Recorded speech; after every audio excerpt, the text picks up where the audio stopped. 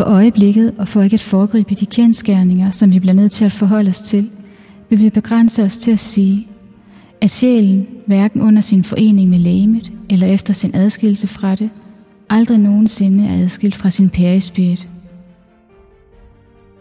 Det er sådan, at mennesket langt fra kender alle naturlove.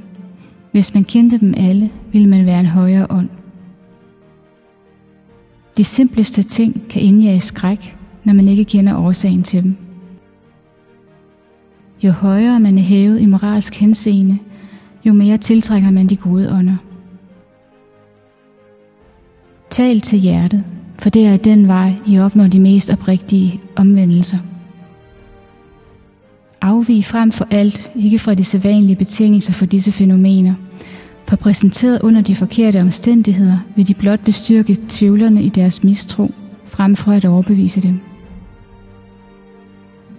Men tro ikke, at dem, som uophørligt taler om dyden, selv er de mest dydige.